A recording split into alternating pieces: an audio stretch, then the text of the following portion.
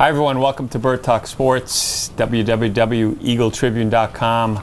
It's the first of many videos. I'm Bill Burt with Hector Longo. We're gonna look throughout the season. We're gonna do pre and post game of the Patriots when they're home, when they're on the road like they are tonight down in Miami, Monday night at 7 o'clock. We may have to do something about the title, Bird Talk Sports, by the way, if we're going to be doing this regularly. Well, you're on my segment, and I'm the boss. Okay, sorry. So you'll have to suck it up for now. All right, I see you have your jet green on. You're very proud, and we will maybe we'll leave 30 seconds about the Jets last night. It's the opener. On paper, this is a mismatch in so many ways. Quarterback, it might be as big a mismatch as you're going to see. Coaching, as big a mismatch.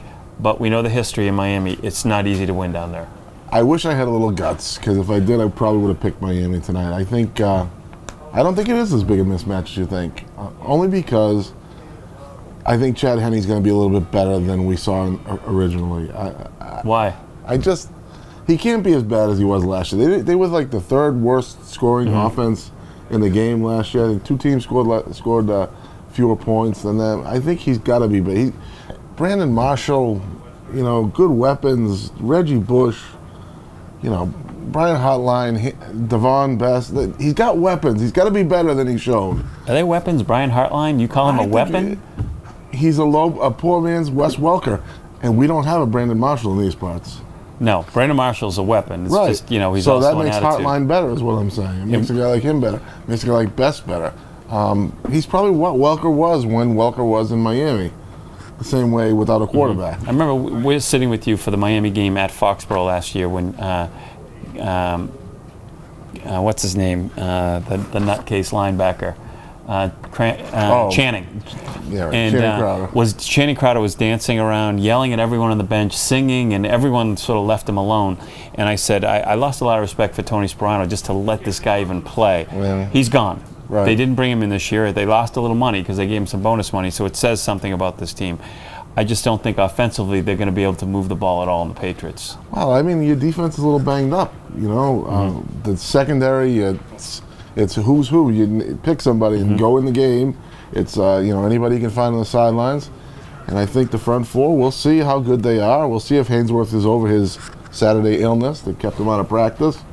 We'll see a lot of different things from this defense. We'll see if they can play. We'll see which is it the team that beat up Tampa or the team that was embarrassed by Detroit in the preseason defensively. But we're not going to base the season on tonight's game. It's the first game. It's tough to win because I will say, I think I predicted 31-13, but it never is easy down here. They've had one or two easy games over the last 10 years, but it usually is difficult. Belichick is always coming up with we take the season by quarters, and the fourth quarter is a lot more important than the first quarter. This is the first year, I think, since he's been here that it really means something. They have to learn along the way. They're picking up the pieces from a defense that's losing, has 7 different starters from last year, so it's going to take time. This is a process. That's why I think they could be kind of right. Maybe Miami has something to prove. Maybe Henne is going to be a little bit better than he was. I don't know if he is, because he was impressive 2 years ago. He showed a little bit, and last year was disastrous. So maybe Brian Daboll helps him. That's the company line down there in Miami. The new offensive coordinator is helping Henne. We'll see about that. If you're going to look at one or maybe two things that you're going to look at from the Patriots, not to say, not to basically predict the season, but what are you looking for tonight if I had to say one or two things? Can anyone cover in the secondary? I know McCourty can. He's a player, but Belichick made a bold statement in the preseason by cutting those 3 guys, Merriweather, Butler, and Sanders. He made a bold statement and said he can find somebody that can cover. But before, I'm going to jump on you, because what if they do tonight and we're going to say, well, they played Chad Henne. So I don't even know if that's good enough. Well, yeah, in a way it's Chad Henne, but something I think we've seen in the NFL, Cam Newton threw for 400 yesterday. A lot of these guys can just go out and throw it against some bad defensive backs.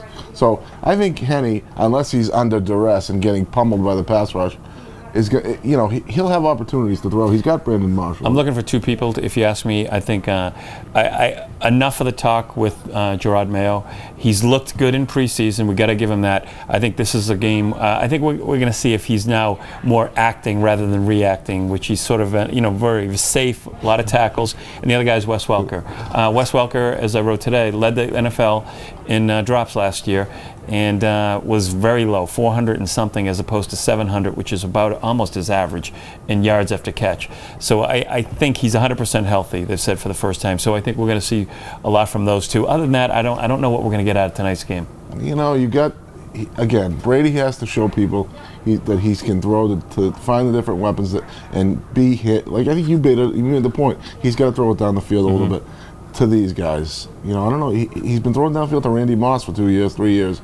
He's got to find a way to throw it to these guys. Whoever he's got, be it Hernandez like he used to do with Ben Watson, it's got to be down the field. So. All right, 30 seconds on your Jets, because last night, I'm going to give them this.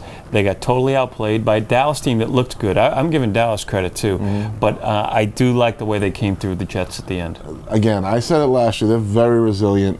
I love the way Sanchez handles himself on the sideline. He never gets down. He doesn't kill anybody. He's sitting there, and he doesn't pout like Jay Cutler. He sits there, and he goes after it. I like to see that come back. That said, Dallas did kind of give it away with the block punt and the interception. But I'm very happy to see the Jets get it I will done. say Rex is a win bag, but I will tell you, he said this was one of the most satisfying wins because he did get all three. And we used to hear it around here. We don't hear it anymore. But it was offense, defense, and special teams, and that's what they got because they got a kick there at the end of the game. I mean, they came through it. I'm going to give the Jets credit. They can play defense too.